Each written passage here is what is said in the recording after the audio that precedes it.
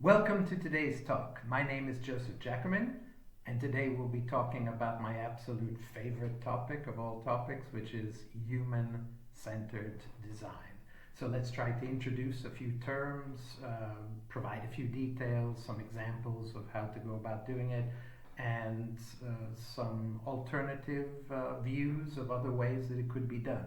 So let's take a look at human-centered design. First of all, it's important to clarify why human-centered design. Why are we here talking about this today? So many ways to go about design. Design is a term which is very general, very wide. It's any kind of creative process in which we develop something, a product, a system, a service, something that might be of some use to people. So why human-centered design as opposed to some other way of approaching the matter? Well, there's a lot of commercial evidence, there's a lot of data to support the importance of looking at things from this point of view, adopting this philosophy or this viewpoint, particularly in commercial products, systems, or service. For example, already in the early 2000s, there was a lot of work looking at companies, which products and which services are successful, why are they successful, how did the company go about doing the successful ones as opposed to the unsuccessful ones.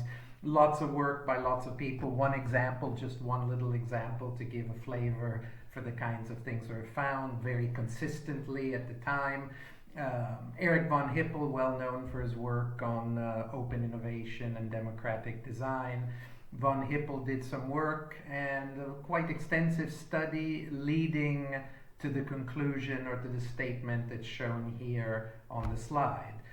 70 to 80% of new product development which fails not because there was anything wrong with the technology or even the cost of the device or the promotion of it.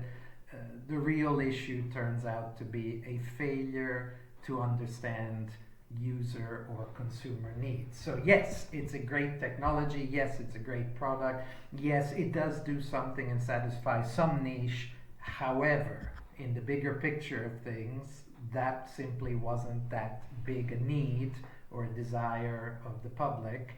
Thus, it didn't work, or it created difficulties and frustrations during its use. Thus, it wasn't successful. Looking at the service sector, a very similar story. Again, lots and lots of evidence. We're just giving one example here to give a little flavor.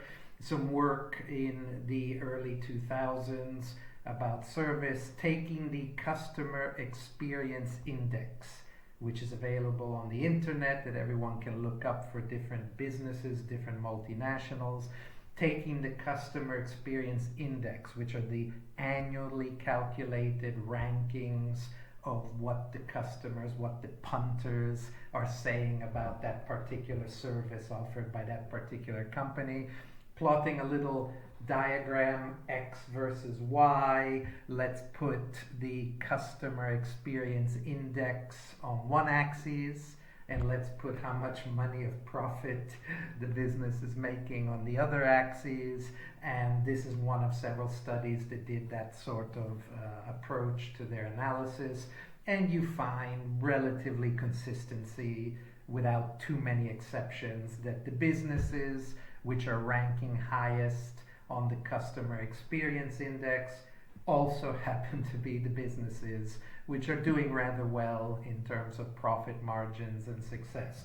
So whether it's a physical artifact, a product, or instead some sort of a service provision or some mixture of the two, most studies, most of the time, will sort of indicate that identifying the main needs and desires of the people and meeting them in a consistent manner turns out to be very profitable and turns out to lead to products and services which are rather successful.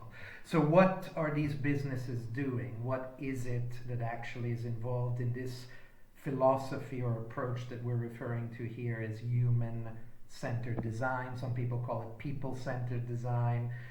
There's lots of ways to call it. It's not user-centered design in the sense of using something maybe at work to do a specific activity. It's the wider sense. People, human, society. It's about meeting the needs of wide ranges, inclusively meeting their needs for people. So the business development is strongly guided by the physical, perceptual, cognitive, and emotional characteristics of people. So let's start with the people.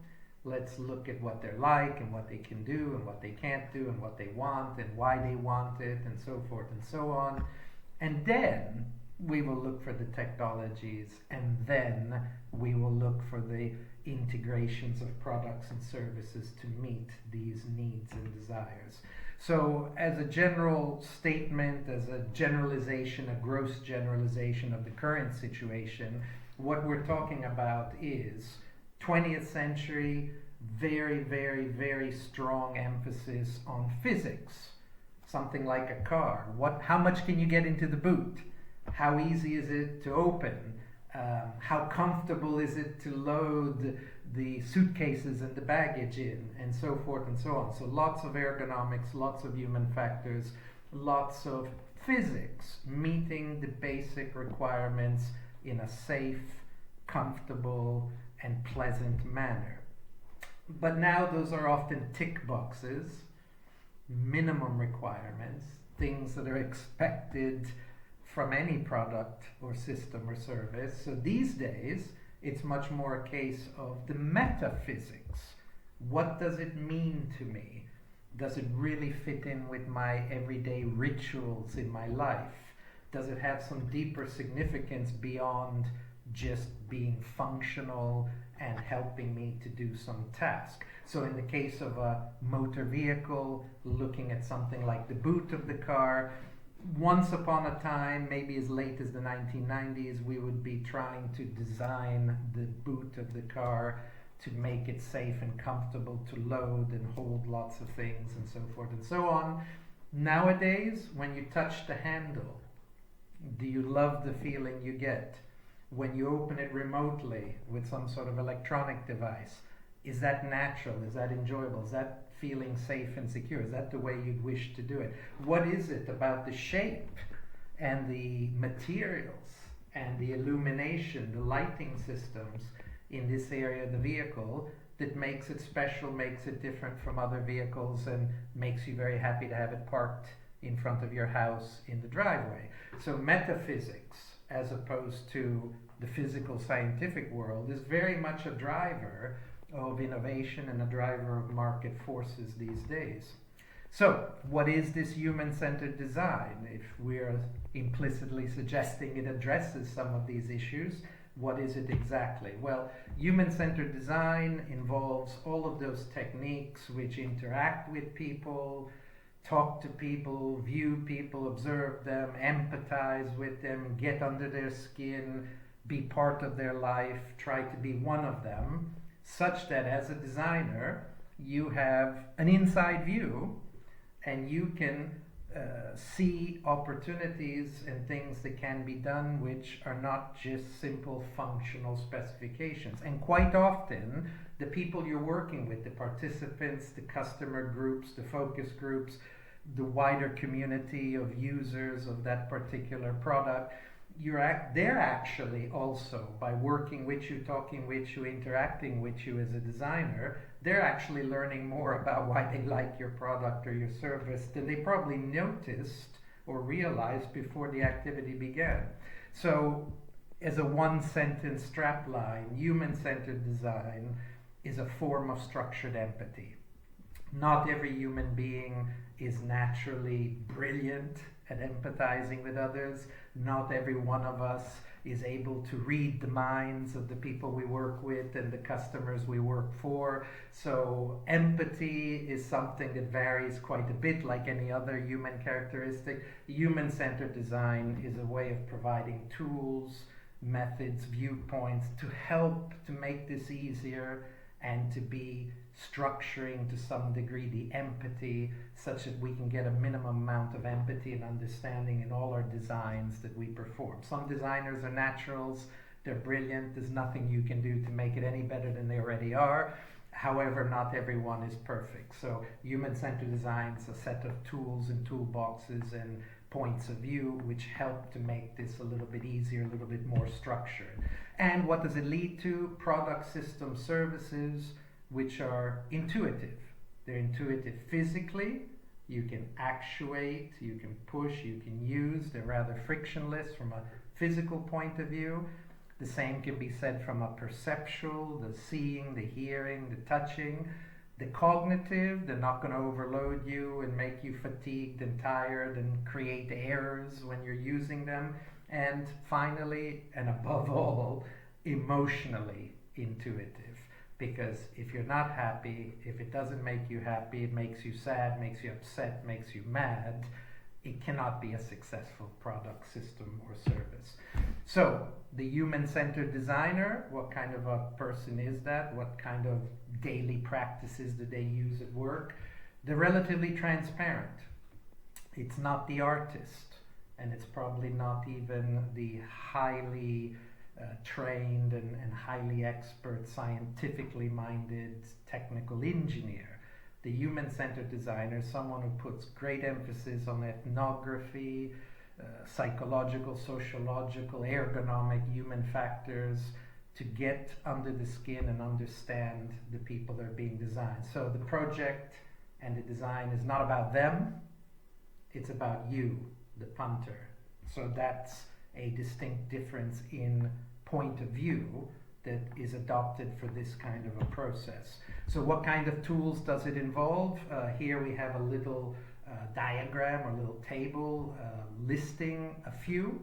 There's many hundreds that could meet various criteria and various definitions of what exactly human-centered design is. So the list could potentially be incredibly long.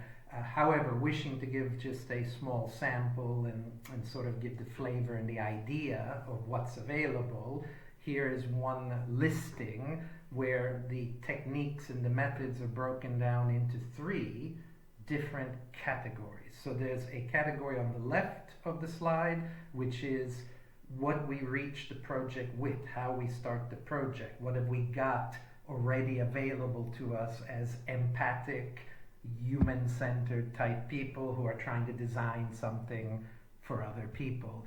Well, there's facts, figures, data, all kinds of items of information coming from fields ranging from anthropometry to ergonomics to cognitive psychology, things like sociology and philosophy. Going back thousands of years, we have lots of logical criterion structures from classical philosophy. So there are data sets, anthropometric dimensions, for example. There's data sets available, there's criteria available, there's models and frameworks we can use to think about our design questions, and there's lots and lots of things already available from the start. 20, 30 years ago, there would have been much less. A century ago, most of what we're using today in design about people would not yet have been available 1 century ago.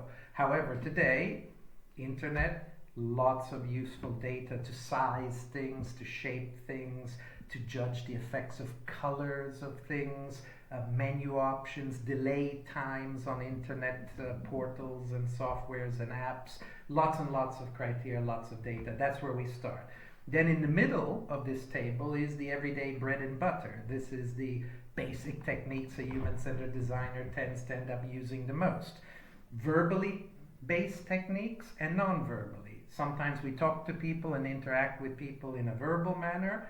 Sometimes we're actually interacting with them differently, where we observe or we measure their keystrokes or what they're doing on the computer. Or maybe physiological measures, encephalograms, heart rate variabilities, all kinds of lovely physiological measures coming to us from medical science and from biomechanics.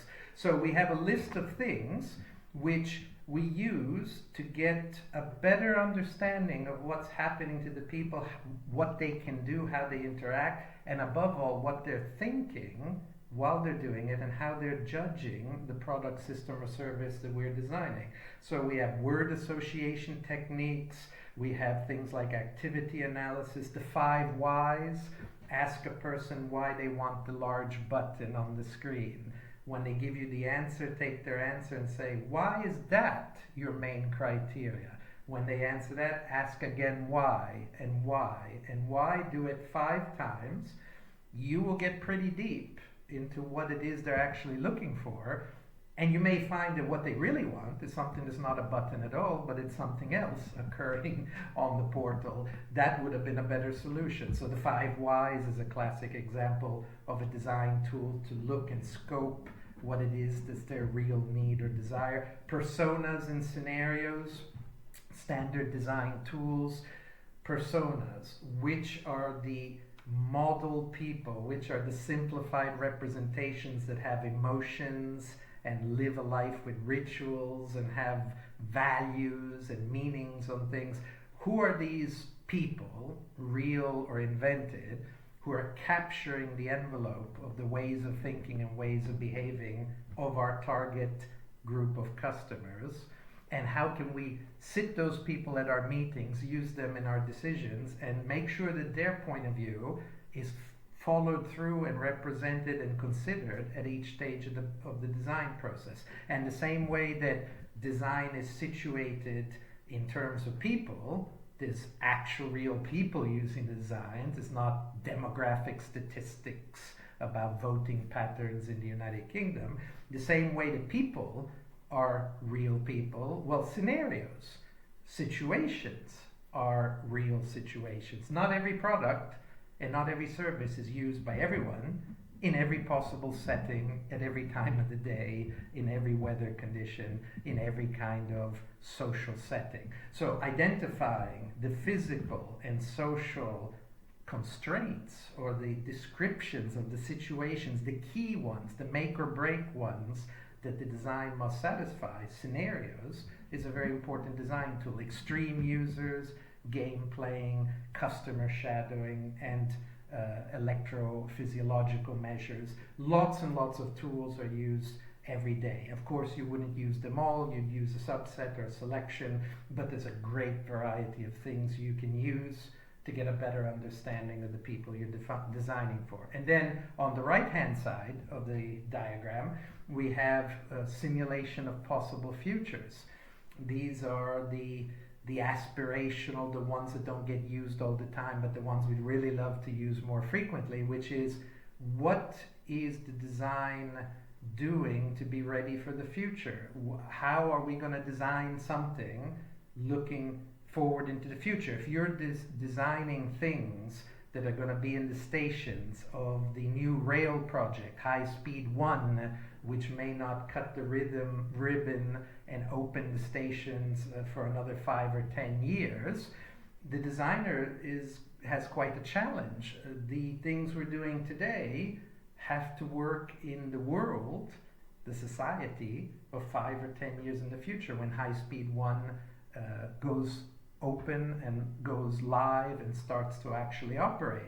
It's very tricky to design for people we haven't yet met, social practices we haven't yet encountered, new technologies which we haven't even imagined are going to exist. And yet, there are tools to make that a little bit easier and to try to find ways to at least spot some of the possible opportunities which may be available in the 5 or 10 years time in the future. So there's role-playing, focus groups, co-design activities with the public. Some of the people we're designing for will know some things about what the future is going to be like. Parafunctional prototypes, and above all, design fictions. Can we gather all the projections and all the best information we can from reliable institutes who project the future based on current social trends, technological trends, economic trends, political trends? Can we gather as much solid, realistic, somewhat reliable suggestions we can find out there, take the best pieces of it, and create futures? Can we create the Star Trek or the Star Wars? Can we come up with concept boards in which the social setting is present? Can we do a short video? Can we use virtual reality? Can we put people into this future? Can we show what it might actually potentially look like? Put people there, let them there for a few hours, or ask them to go visit this new future a couple times over the course of the week. Then can we ask the design questions and see what they really, really want now that they have become citizens via the design fictions that we created of these possible, not probable, but possible futures which have various characteristics which are important to design for. So design fictions allowing us to do some work projecting forward is another technique which definitely fits under the umbrella of human-centered design. So basically human-centered design, summing it up as an abstract or as a structural theory or a philosophy or a viewpoint. We can talk a bit about a triangle. We can say there's lots and lots of human factors to be done in ergonomics. You can't design things successfully if you don't design them for people based on the people's physical and scientific characteristics. So lots of human factors. But then there's a lot of interaction design, interacting with whatever it is you're trying to design. There's a lot of semiotics, and the very top of the triangle, the most important thing of all, there needs to be a lot of consideration about the meaning of the artifact, because at the end of the day, if a person can go on the internet to purchase something, a product or a service, and finds 20 different variants offered by 20 perfectly respectable, perfectly efficient, cost-effective organizations, the final choice of which one is going to get the person's attention is probably going to end up these days being based on meanings. In a world full of plenty, with lots and lots of solutions to lots of problems and lots of technologies that do lots of functions, quite often the real issue is not finding a way to do something, because you'll probably find more than one, probably find as many as 10 or 20 available. The real decider, the determinant these days is quite often, yes, that does what I need and it does it at a reasonable cost and it looks reliable and trustworthy, and the way it goes about it is a lot like how I do things. It fits my lifestyle and it supports my values and my meanings, the things I talk about all day. This fits into that narrative perfectly. So meaning, design for meaning, is quite often a subset or a specialty of human-centered design, which is incredibly important these days. So human-centered design as a design process quite often, usually, flips 180 degrees the traditional 20th century business model. Most innovation in the 20th century, and probably in earlier centuries as well, was of the technology push type. Let's go in the basement, let's mix some chemicals, let's invent something, let's see if we can come up with something totally new as a chemical, as a material, as a machine, as a function, as a computer. If we can make something new, and if we can make it work better, and we can make it do things that people will find useful, we will find a way to sell it, we will be successful. Because before it didn't exist, now it exists, we invented it, we should find a way to be successful with this. Nowadays, actually inventing the thing, making it, getting it to work, is quite often the less difficult part of the project. The real question is, did anyone really want it? Did anyone really need it?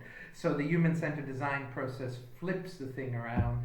Don't go and get your technical specialist to invent something new or to shave 5% more efficiency off the machine or whatever.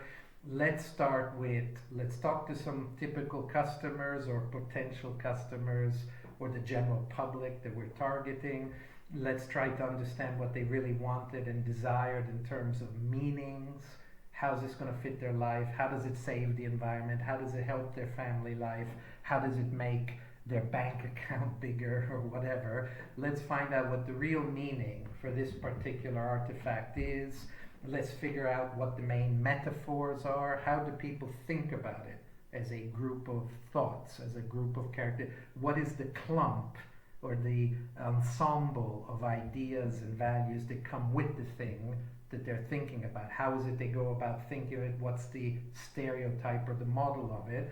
Let's then say, within that, what does the technology, the cost of manufacturing, and the other possibilities permit me? Let's look at the technical specifications. Let's now go about the prototyping. And then finally, let's go about doing some preliminary consumer or customer testing. So we start with the people, and we work our way back to, with the factory and the shop we have behind us, this is what we could offer, if that's really, really, really what they really want.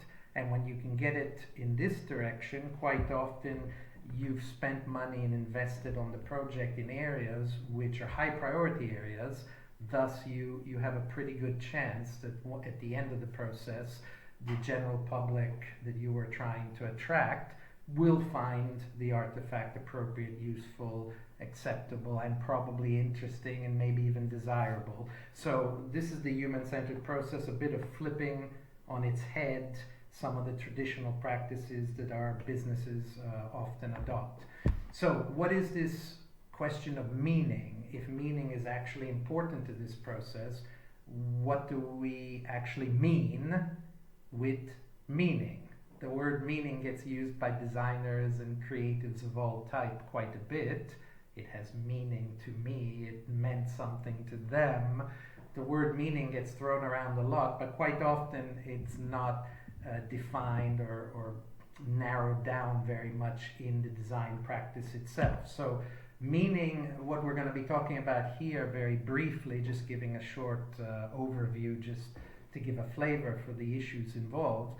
Meaning, we're not talking about the kind of semiotic or semantic meaning that something like a word or a symbol might have. So we're not talking about the fact that the word automobile means the things that are out in the parking lot. That's a separate definition of meaning in the dictionary. What we're talking about here for design purposes is the deeper, more complicated and more difficult to get your finger on issue of meaning, which is the significance, the purpose, the underlying truth of something. Quite often the value of it for the person also comes with that meaning, and the motive or intention of a person's actions when they use an artifact to do something. So we're talking about the drivers or the causes that are going on in people's minds when they approach something and they say good or bad things about it, they like using it or they don't like using it, they recommend it to their friends or they don't recommend it to their friend. So meaning is in the sense of deep understanding, and with that usually comes tied very quickly the value, even the economic value that has for the person. How much would they pay for it? A direct result of the meaning, the place it has in their life. So what kinds of meanings are there?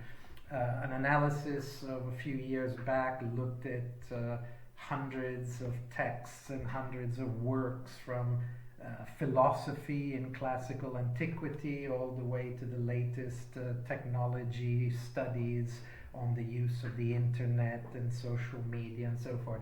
And when you put together for many disciplines the information and you look to come up with some simple categorizes or understandings of what it is we're seeing with all this research results that are available, it's very obvious that there's three macro categories, three big categories of meaning, each of which can be further subdivided, if you wish, into more detailed variants or more detailed subtleties of meaning. But certainly splitting everything in the world into at least three chunks seems to be consistent with what you find in the literature, and you can look this up. There's papers I myself have worked on in this area. The first area, which is the most practiced, most familiar, the most obvious, the most intuitive to most people, functionality, the way something works or operates, its nature or its purpose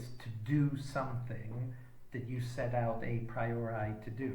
So basically the world is full of products, systems and services that do practical things that people want to do. Some things need doing with or without aesthetic or semiotic content. Not everybody needs a luxury car to go to work in the morning. Not everybody needs a sophisticated gourmet dinner to eat to fill their tummies at dinner at night.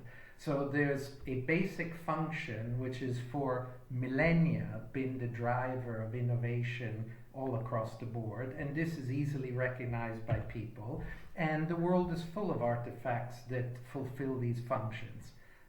This slide is showing a few examples taken from different disciplines: hand tools, power tools, industrially efficient, cheap to produce chairs and automobiles, calculators, an amazing invention, the calculator, and then later the even more amazing personal computer, which led to much of the IT we see today. Band-aids, an example of good design or great design. It disappears from our everyday experience of things. Who stops to think of band-aids? But they are an amazing design, a set of objects, each having sizes which match statistically certain typical patterns of ulceration or cutting that people encounter in their home every day, and then something you can just stick on and off you go without having to wrap, without having to cut and shape. Band-aids, an example of great design. And at the bottom left of the image, there's the example which can be used as a metaphor from much business practice today, which is the Swiss Army knife. If I add another function, I can charge a bit more.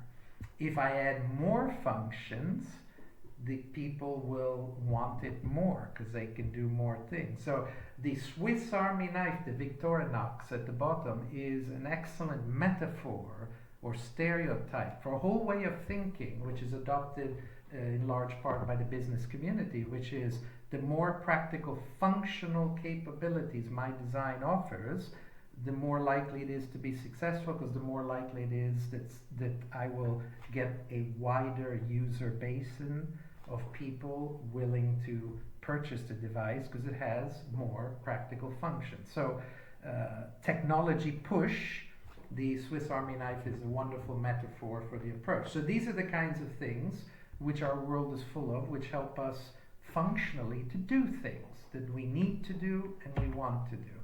But as human beings, there's so much more to us than just doing things. We don't just do things from the morning to the night without reasons. Another of the large categories, the three macro categories of meaning, is ritual. Ritual is a series of repetitive behaviors.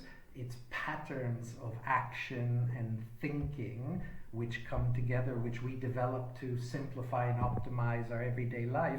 And they're patterns which tend to be fixed and tend to be repeated quite often, possibly on a daily basis. My breakfast ritual, my commute with my car to work in the morning ritual, my ritual for opening my computer and checking my email, etc., etc. So rituals aren't just of a political or religious nature. Rituals refers to any sort of standardized practice which people do to feel comfortable, to slot into a routine, to do something familiar and enjoyable. So as human beings, we are so much more complicated than just wanting to do functional, practical things and do things each day. We want to do things in a certain way. There's certain ways we enjoy, there's certain ways we don't. There's patterns that are good for us, there's patterns which lead to stresses and unpleasantries. So ritual is another thing which provides meaning to people. Having a breakfast with a certain coffee and a certain biscuit or a certain brioche or croissant each morning has deep value and meaning to people, and a service which wishes to cater to that person needs to be able to accommodate that specific ritual, not just provide food and not just provide a wide range of foods on the menu. So ritual is another category of meaning. Things have meaning just because of the pattern they take and the things they say about us when we do those patterns. And lots of things that are around us, that surround us in the world every day, are clearly ritualistic in nature. For example, if we look here on the slide, we see a coffee machine on the left hand of the slide, an Electra from Milan. Is it necessary to make a good cup of coffee to have a huge machine made with chrome materials and shiny brass and bronze materials with a great big lever to pull down and so forth? Of course, in the 1800s when it was first developed, that was state-of-the-art technology. In the 21st century, there's lots of ways to do it, and that isn't necessarily a requirement to do it in that manner. However, from a ritual point of view, if you enjoy your coffee, if taking a good coffee that's made well and made carefully means something to you and says something about you, as a ritual, pulling that lever and making that coffee with such a totemic, such an almost religious device as the Electra, that provides an amazing experience for the people who enjoy coffee in the morning or the afternoon. And lots of things around us are like that. Is it necessary to do hair cut or hair styling? Is it necessary that the environment be as sculpted, as luxurious, as enjoyable, as beautiful as some of the hair salons we visit?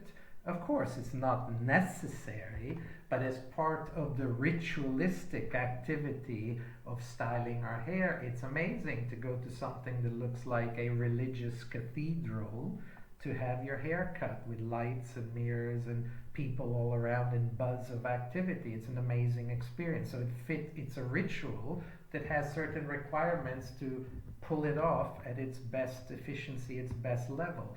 And there's a whole cosmetic industry which is clearly based on ritualistic practices and interests and concerns on the people involved. There's jewelry and luxury goods are highly ritualistic in nature. Personalization, ancient, from millennia, people have been putting their names on things and personalizing things. Nowadays we have computers with settings and wallpapers and other ways of personalizing. But personalizing an artifact is something that goes back deep in human history, and it's a very important form of ritual that has a lot of meaning for people. And in the middle of this illustration, there's a little design concept from a student from a few years ago, which was a laser-driven toast machine. So taking the very English tradition and ritual of having your morning toast and dropping the bread through a laser head which toasts the bread with high energy, but does it with rollers that pull the bread through very, very, very slowly, so you can enjoy the ritual of seeing your morning toast taking on its nice, lovely golden brown color. That's a form of, that's a design artifact which is clearly designed with a specific ritual in mind and optimizing the performance and the experience associated with that particular human ritual. And the same way that there's things that are functional, and then there's things that fit part of a physical manifestation of thinking patterns and value patterns, which are the rituals. There's also a category which here we're calling it myth, which is value systems or narratives or myths about things. They're stories. There's a basic human need to make sense of the world we live in and see everything as part of a big story. So myths are traditional stories, especially ones about peoples or communities or famous individuals. They are stories which quite often are not really true, they're not accurate, quite often they're idealized or exaggerated stories. However, they're stories with reasons, motives, actions, and results, conclusions. They are complete plots and stories from this is what they were thinking to this is what happened. and they help us to fill the world with stories that we can use to understand things and interpret the world we see in easier and better ways. And of course, commercial activities try to fit, where possible, their artifacts into stories, into existing stories, or create new stories, such that whatever it is that they're making or selling or doing for the community, that these artifacts and these services are better understood, easier to get the gist of. So here we have some examples. Aviator glasses of Ray-Ban. Must they be to this shape and to this form? No, but these are looking exactly like the first aviator glasses that people wore in the 1920s, when the first airplanes were powerful enough to get well above the clouds. Once you're well above the clouds, you're in bright sunlight, and you need glasses to see clearly where you're flying. So by having a story of the aviators during the golden period of aviation, we can today, almost a century later, we can buy a pair of glasses that look or are exactly like the ones of that time, and we can somehow feel like the people in that story, and we can see ourselves as the kind of people they were, and we can make sense of a lot of things for ourselves by associating with that particular story at that particular point in time. Cowboy Boots, very similar narrative. How many motorcycles or automobiles are highly sporty and look very much like the racing variants of the same product, despite the fact that they're road vehicles and it's not necessary to have the same aerodynamics or the same sort of engine tuning as they are. Watches that are taking their cues, their aesthetic and visual cues from military history, from heroes of military history, and lots of paraphernalia, lots of things taking their cues from Hollywood movies. Your Batman, your Superman, whatever, associating yourself with people who are parts of stories that you see as positive, that give you some guidance, that give you the feeling of being yourself on the right track. And the Ferrari at the top, the little red handle that you see at the right-hand bottom side, the Manettino, very similar, if not identical, to the little handles that are on the Formula One race car. Therefore, if you're a big fan of auto racing, particularly Formula One, you can see that yes, there were other ways to do that.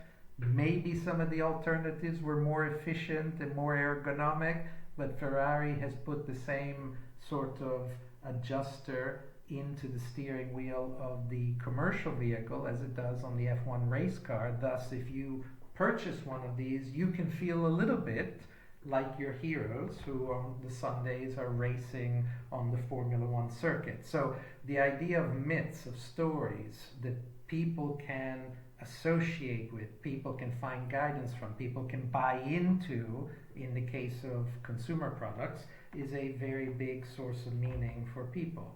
Now, if these are the sorts of things we think about in human-centered design, make it intuitive, base it on the people, look at where the people find their sources of meaning, adopt techniques which can investigate, study, and look into this and give you insights you can use for your design, what are the alternatives? Because of course there's lots of ways to design, and the world has many design studios and many design techniques. There's of course lots of other very good ways of going about designing.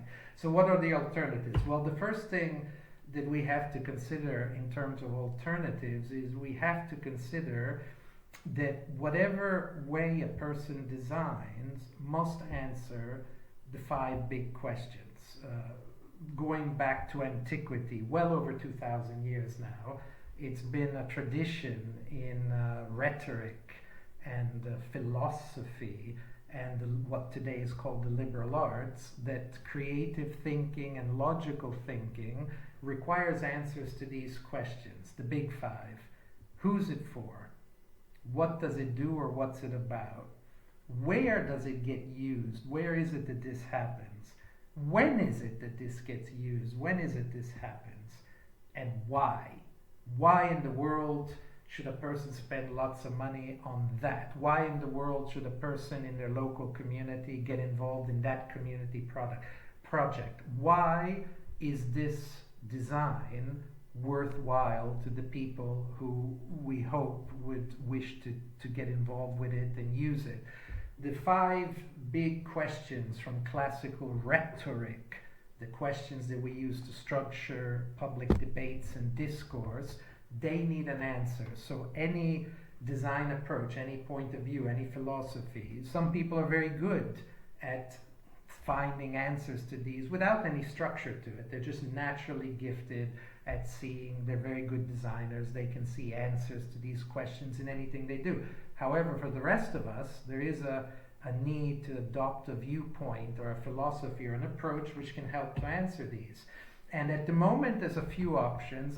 This is a personal, a gross generalization and a personal position, but I would propose this 3 big options. Then there are variants. There's lots of variants and lots of other perfectly good and effective approaches, but certainly for the sake of discussion and just to give a flavor today, there's at least 3. There is the point of view or the philosophy or the approach of technology-driven innovation. Shall we make a product? Shall we make a public service because we now have the thingy, the gizmo, the gadget, whatever it is, the new science breakthrough, the new type of battery, the new sustainable material? Should we try to do something practical, useful, and functional using this new possibility? That is one source of innovation and thus one viewpoint or outlook which can be adopted as a framework in design. Then there's human-centered design, which we're describing today, and then there is the growing area of sustainability, environmental concern, knowing the effects that consumerism and much of our late capitalism is having on the planet, on the environment. There is the point of view that says, rather than putting the person at the center of the innovation, maybe we should take it one step removed and put the planet on which the person actually lives at the center of innovation, ask many of the same questions, and adopt a few of the same techniques for purposes of sustainability, sustainable design, environmentally sustainable design. So these are 3 macro viewpoints, 3 ideologies, if we wish to call it that way, 3 design approaches, which you see a lot of design practices are actually clearly stronger in one of the 3 than they are in the other 2. So you see a lot of organizations which tend to adopt one of these typically as their core value system. Today we're talking about human, but there is still a strong role for technology-driven innovation, and certainly there's a growing trend of saying, yes, you can get sustainable behavior by looking at the people and working with them, but sometimes it might even be the case that it's worthwhile on occasion to take a stronger viewpoint, and even when the people are not fully enjoying it, there may be something that can be done to protect the planet. So there's variance in degrees to these techniques, but these are the main options. Now, in terms of examples, I've just chosen a couple of very obvious examples of what happens when you take a somewhat human-centered point of view. The first one is Alessi. Alessi, typical northern Italian company. It grew dramatically during the economic miracle, the economic boom of the post-war period. Arrive in the 1980s, 1990s, markets are shrinking. Most families in Europe have very good pots and pans and kitchen accessories in their home. The market is shrinking, the competition from Asia is growing. It's getting harder and harder to find niches to develop. Alessi is a company which, whether it set out intentionally or not intentionally to do it, it took a very human-centered perspective, bringing in artists, designers, people from the local community, people from the local village where the factory is located, politicians, all kinds of public figures, talking to people and empathizing with people and asking people to get creative and find options and other ways of doing things, unless they developed a tradition of kitchenwares and other tools which are not just functional anymore. These are not just cooking utensils, they're not just functional kitchen products. The kettle that we see on the left, the kettle, there's a small bird at the end of it where the steam comes out. The small bird has a whistle in it. The whistle was chosen, its pitch, to be very similar to a European robin, a bird we all recognize. Here we have a way of boiling our water to make our tea, but we're not just boiling it. We're leaving it sitting out on the counter in the kitchen because it's aesthetically pleasing. It can start a conversation. It's an icebreaker, a social facilitator with our friends when they're waiting for us to make their tea. And once it starts to whistle, probably brings a laugh and a smile out, and it certainly would attract the attention of our guests. And we definitely have what can be referred to as a social facilitator. The lemon squeezer is a very similar, or the juicer is a very similar product from the 1990s. Again, the aesthetics are taking up those of the 1950s science fiction movies. So the people who are wealthy consumers today, it's reminding them of the science fiction stories that they saw on television when they were growing up as children. Possibly not the most functional and effective way of squeezing a lemon. However, it is certainly an icebreaker, a social facilitator. It's bringing stories with it, so it fulfills mythical functions, and it's just a pleasant thing to have in the kitchen. And then finally, pure genius, Anna G, the corkscrew. Observing that corkscrews used in Europe, particularly in Italy, to open bottles, have two arms that move on their side as part of the ratchet mechanism to function to open the bottle. Anna G has been shaped into an anthropomorphic form, and the pure genius putting a smile on the front of the face. Medical science tells us that people who smile, smiling makes you healthier. It induces positive feelings, it induces things that make you healthier.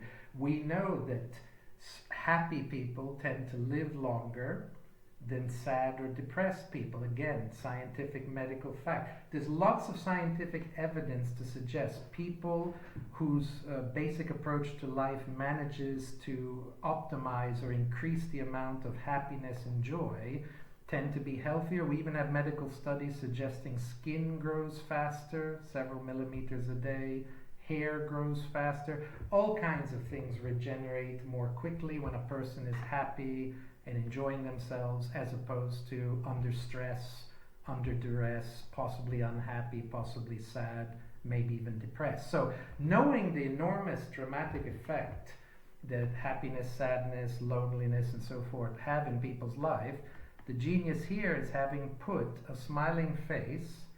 We know now from neuroscience, something people have known for thousands of years, but they didn't know why. If you smile, the people around you tend to smile. If you tend to shift your weight back and forth when you're talking to someone on the street, without realizing, they start to do the same thing. There's something called mirror neurons, which are part of our evolutionary background. As we evolved our brains and started to live together in communities, it's important in communities to get along. We can't survive as a species if we're always arguing, fighting, and no one ever follows the lead of somebody else, no one ever agrees with anybody else. Survival would be very harsh and very short and very brutal if we could not cooperate and work together. Mirror neurons, which have been defined and explained and studied in the recent decades, mirror neurons are a core component of our nervous system which permits that. So when I smile, unless you intentionally try to stop smiling, you will end up smiling as well. So by putting a smiley Anna G on the kitchen counter, it's very likely that it induces some tendency, some amount of feeling towards smiling in the people who happen to be looking at it. And that makes them happy. That makes Anna G pleasant and nice to have out on the counter. And the genius of it, it may even, in a tiny, tiny little bit, it may even make them a little bit healthier as well. Another human-centered example, Amazon, a very successful company, a vast catalog of products, incredibly efficient in terms of warehouses and transport, a nice user interface, very clean. It meets many UX, user experience criteria. It's a very good example of interaction design as an interface. However, Amazon is so much deeper than that. Its success is due to being very good on these basic requirements, but also having very deep characteristics on some of the meaning and the more sophisticated human requirements. For example, the first time you type in something and Amazon pops up a statement that says, people who purchase that sort of thing you're about to purchase, they often purchase this. And you look at the this, and you see something that you were actually thinking last week that probably you needed one. The first time that happens, they've got you, because you actually realize this isn't an interface or a portal. This has, with those very simple neural networks, very basic statistical inferences, with these very simple tools, it's actually acting almost like a friend would. And not just that, but quite often the suggestions are quite clever, and you wonder how it figured that out, because your wife didn't buy you one, your children didn't get you one for Christmas, none of your best friends who know you from high school, who've known you for 20 years, 30 years, 40 years, whatever it is, none of them ever thought of getting you one, and yet Amazon somehow, from very simple statistical inference, popped up a suggestion of that type. Once you realize that that's happening, they've got you, because you've got someone you're relying on for judgments, not just a place to go purchase something. It's so much more than that at that point. So Amazon's another very good example of a very human-centric approach to things. Whether you like it or you don't like it, the fact is they are considering things people are looking for, things people seem to want. Apple is another example of human-centered design, of great design. Apple meets lots of design requirements in terms of user experience, ergonomics, great company touch points. As an example of design, Apple is a design icon, relatively frictionless operation, and so forth and so on. So there's all kinds of characteristics from a design perspective that Apple is very good at, and from a human-centered design perspective even better. However, from a human-centered and a meaning point of view, Apple is even more brilliant in many ways than what is commonly understood. For example, a device like the iPod that came out some years back, what did this permit? This permitted a person with a few clicks of the main button, the main menu driver button, it permitted a person to select the song and get it to play, and either through the headphones or something that's in the room, some speakers, you would be hearing your music, possibly quite loudly. Now, this idea that we can take something and go, and after 2 or 3 clicks of our finger, magic, something starts to play. This, from a human perspective, is so much more than simply a user experience, a frictionless experience, an excellent interface, strong aesthetics, great company touch points. This is a transcendent or mythical characteristic. Probably from the beginning of time, people have imagined magic and the gods, and people have always wished for powers over nature, powers over the physics of nature, being able to do things through their will or their thinking rather than doing it through hard labor and physical activity. Being able to click a couple times with your hand and have music start playing, almost zero friction between the two, between your thinking and the music appearing in the environment. This is very much a Harry Potter design, much more than it is a frictionless UX design. So Apple products, not on every occasion, not every app, not every thing the company does manages to be quite so transcendent as the iPod and a few of the other products are.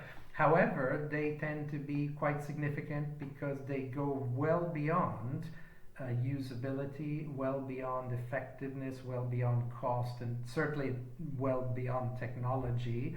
And they provide deeper meanings to people by permitting things that the people really, really, really wanted and maybe didn't even really know beforehand, but the product comes along and makes it all clear to them. So thank you very much for your time and patience with this talk. I hope that there were some concepts that might prove useful to you.